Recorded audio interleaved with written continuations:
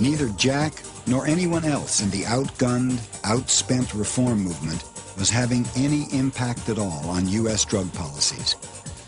In the last years of the 20th century, incredibly, America was the only industrialized nation that still forbid hemp farming, forcing the U.S. hemp industry to import all its raw material.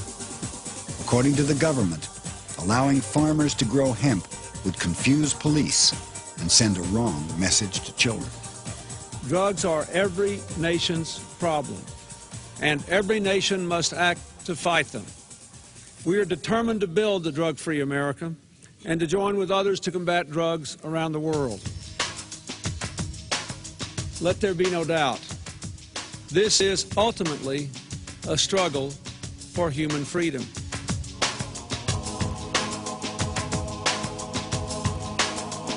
In the 90s, the federal government escalated the war on marijuana, spending a record amount of money to arrest a record number of Americans, most for simple possession. Since Prohibition began in 1937, upwards of 70 million Americans have tried marijuana at least once. A staggering 11 million of them have been arrested. With 1 in every 40 prisoners a marijuana offender, the United States has become the world's biggest jailer. Some states now spend more on prisons than on higher education. Even alcohol prohibition did not punish the users of alcohol. When marijuana prohibition was instituted, however, the prohibition was aimed directly at users, which it had not been with alcohol prohibition. Well, just here in America, it's 14 million years have been spent on prison, jails, parole, or probation since the 1930s for marijuana. 14 million years. I can't even begin to calculate what that is at $25,000, $30,000 a year now. It gets me angry every day. All available research has concluded that marijuana is dangerous to our health. Marijuana limits learning and memory, perception and judgment, and our ability to drive a car. The war on marijuana is also a war on the sick and dying. Even after California and 5 other states overwhelmingly approved medical marijuana initiatives in the late 90s, the federal government still plays hardball.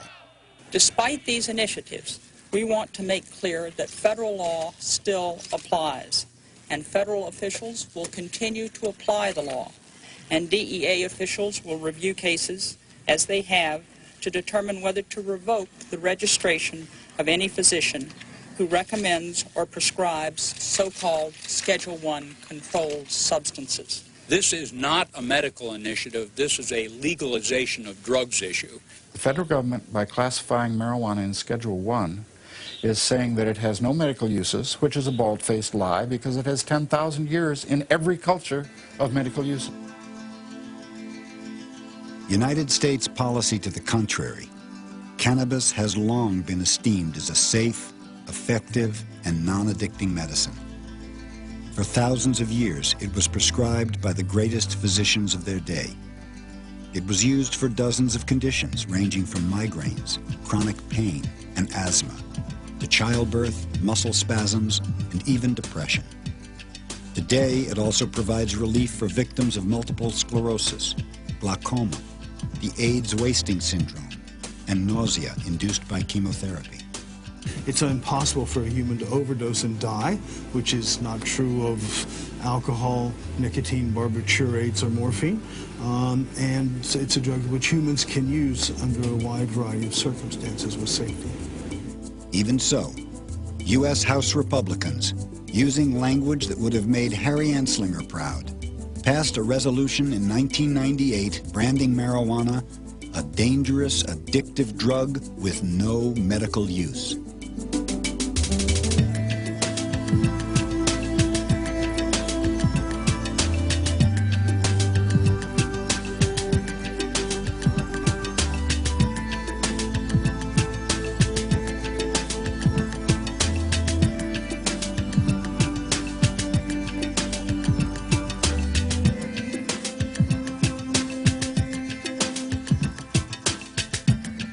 don't care if marijuana is the only drug that can alleviate your pain and suffering so that you can live longer, so that you can take your chemotherapy, so that you have a reasonable quality of life. They would rather fight the war on drugs even though they know that there are sick and dying patients being denied relief because of their position. Unconscionable. So you would think that after at least a generation of really good information about marijuana being circulated, why is the war still going on?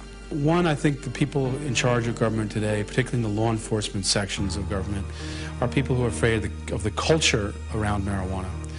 It harkens back to the Vietnam War era, Vietnam War protests, the civil rights protests, people who are trying to change the government. But notwithstanding that people talk about how the police are not particularly interested in marijuana cases, in fact, it is their bread and butter. The war on drugs is supported in part now because we have a drug abuse establishment.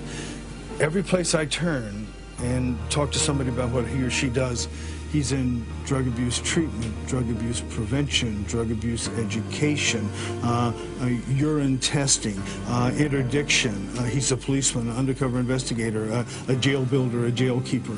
I sometimes think there's nobody left in the United States except a few of us and all the people who are making their living fighting the war on drugs. They used to call us the land of the free, and now they call us the land of the pea, where you have to pee to be tested to be free. What a crock. All you have to do is say the word drugs, and you can change the Constitution so that it's meaningless. You can search people's homes without valid cause. You can seize people's property without valid cause. You can seize people's lives and destroy families. They talk about family values. How many thousands of families have been destroyed by these vicious laws? Not another medicine, not another drug on this planet that nobody has ever died from. Nobody has ever died from marijuana that wasn't shot by a cop.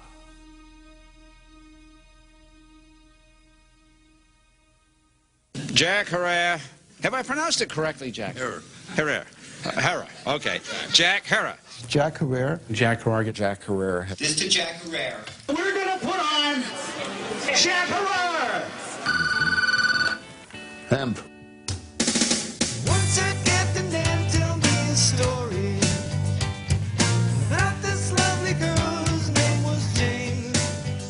Cult acclaim has not made Jack a household name, nor does he live like an emperor. Most of his income from book sales goes to finance his causes, not his lifestyle. Hemp. When he's not on the road for weeks at a time campaigning for hemp and medical marijuana, Jack lives and works in this small, cramped apartment in Van Nuys, California. There he is, singer. Jack is a cultural icon. He is probably as well known as anyone who's ever had an opinion to offer on this subject. He is better known than probably anyone else who works on the marijuana law reform issue. He is a phenomenon that's been very positive.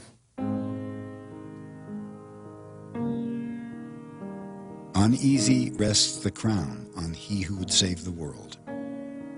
Jack enters the new millennium still grieving over the untimely death of Captain Ed Adair, taken by leukemia in 1991 at the age of 51. We had been together 19 years, the greatest friend a guy could ever have.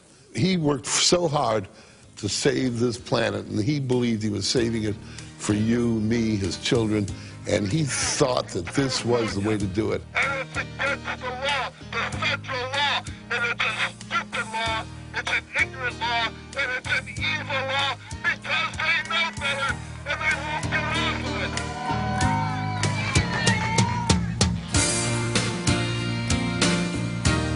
Captain Ed and I planned was to get out and teach this information. Eventually we would get a cadre of believers, and eventually they would go out and teach the world. And now we know that we've succeeded. And now we understand so much about the man. He's not insane, he is not crazy. He's not the devil in disguise.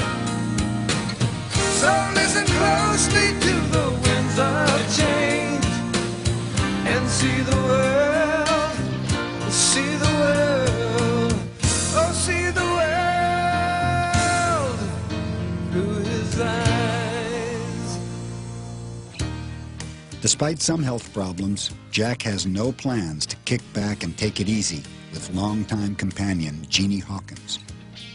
With the publishing of the 11th edition of The Emperor Wears No Clothes in late 1998, Jack's schedule is more hectic than ever, taking him and his message around the world. Jack is haunted, however, by the hard, cold facts of prohibition. Despite its undeniable potential as the natural, renewable alternative to a synthetic world, the hemp plant, by federal law, still cannot be cultivated in the United States. Despite increasing public and scientific support, the medical use of marijuana still remains illegal. And despite the enormous cost in money and human lives, millions of people are still being arrested for possessing a therapeutic substance revered by our ancestors. This is the reality of America's war on a plant. A war born of commerce and greed. An endless war. And so, the fight goes on. And on. I don't know if hemp's going to save the world, but I'll tell you this. It's the only thing that can.